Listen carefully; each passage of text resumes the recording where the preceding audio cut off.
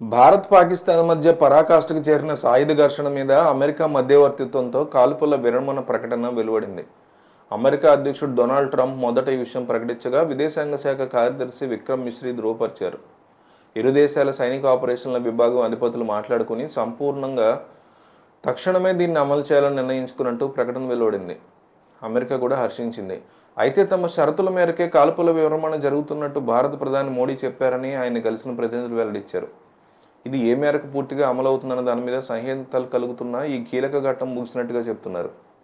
మూడో దేశం ముచ్చటే లేదని మాట్లాడిన ఇండియా ఎందుకు అంగీకరించిందన్న దాని మీద అనేక కథనాలు వస్తున్నాయి. ఏమైనా పహల్గామ్లో టెర్రరిస్టుల ఘాతక హత్యాకాండకు ప్రతిస్పందనగా పాకిస్తాన్లోని ఉగ్రవాద స్థావరాల మీద భారత్ చేసిన దాడులు, దానికి ప్రతీకారంగా మళ్లీ పాక్ మన సరిహద్దులో సాగించిన కాల్పుల్లో మరణాలు తీవ్ర స్థాయికి దారితీశాయి. ఈ నేపథ్యంలో గత కొద్ది రోజులుగా సంఘ్ పరివార్ అనుకూల శక్తులు, అంతర్జాతీయ సామ్రాజ్యవాద సమాచార మీడియా సంచలనాల కథకులు వారి పద్ధతులు నడిపించిన ప్రచార తీరు అర్థమవుతుంది. సమయ సందర్భంతో నిమిత్తం లేకుండా ఇలా జరగాలి అనేది నిర్దేశించే యాంత్రిక వివిధ శక్తుల యొక్క పాత్ర, అంతర్జాతీయ ప్రభావం, ఆయుధ సంపత్తి గురించి అనేక అర్ధసత్యాలు, అవాస్తవాలు తెలుస్తాయి. జమ్మూ కాశ్మీర్లోని పహల్గామ్లో ఉగ్రవాదుల కుట్ర చాలా తీవ్రమైంది, అమానుషత్వంతో నిండింది. జమ్మూ కాశ్మీర్లో ప్రజాస్వామ్య వాతావరణం నెలకొనకుండా, సామాన్య ప్రజా జీవితం పునరుద్ధరణ జరగకుండా అడ్డుకోవడం పాకిస్తాన్ ప్రేరేపిత శక్తికి మొదటి పథకం. దేశ ప్రజల మధ్య మతాల వారీగా చిచ్చు పెట్టడం ఎందుకు? గతంలోని ఉరి, బాల్కోట్ సైనిక కేంద్రాల మీద ఉగ్రవాద దాడులు, దానికి ప్రతీకార చర్యలు జరగకపోలేదు. కానీ ఇక్కడ పనిగట్టుకుని పథకం ప్రకారం నిరాధారైనటువంటి నిస్సహాయాల యాత్రికుల్ని దుర్మార్గంగా కాల్చి చంపారు.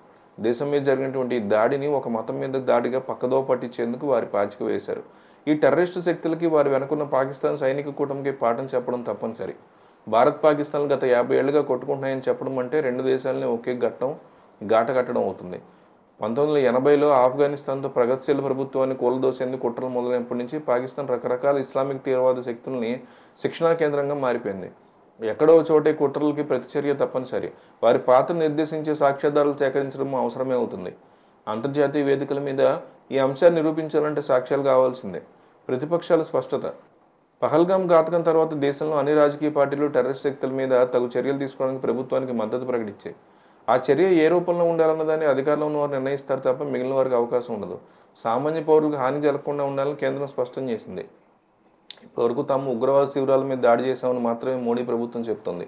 ఆపరేషన్ సింధూర్ పేరుతో 9 టెర్రరిస్టుల స్థావరాల మీద దాడి చేసి వచ్చాక కాశ్మీర్ సరిహద్దుల్లో కాల్పుల వర్షం గొలిపించిన పాక్ సైన్యం అనేక మంది ప్రాణాలు బలిగొన్నందుకే మళ్లీ దాడి అవసరమైందని చెప్తున్నారు. డ్రోన్ ఆయుధాలు, డ్రోన్ యుద్ధాలు, సరిహద్దు కాల్పులు వీటికి ఘర్షణలుగా సాగాయి. గతంలో ఏకపక్షంగా సర్జికల్ స్ట్రైక్ జరిపి గొప్పగా ప్రచారం చేసుకున్న తీరుకి ఇప్పుడు మెజారిటీతో కోల్పోయిన ఒక ప్రభుత్వాన్ని అన్ని పార్టీలకు ఏదో ఒక రీతితో సమాధానం ఇచ్చి అడుగులు వేయాల్సిన పరిస్థితికి తేడా కళ్ల ముందు కనిపిస్తోంది. గతంలో విమర్శల కారణంగానే కేంద్రం ఎంపిక చేసి మరి సోఫియా ఖురేషిని, అడ్మిరల్ వ్యోమికా సింగ్ని కూర్చోబెట్టాల్సి వచ్చింది. ఇది పై ఎత్తుగడని అభిప్రాయం తప్పు కాకపోయినా మార్పు మాత్రం గమనించాల్సిందే.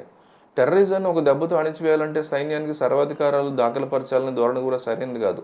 సైనిక దళాలు పౌర ప్రభుత్వానికి లోబడి ఉండడం భారతదేశంలోని రాజ్యాంగ ఒరవడి.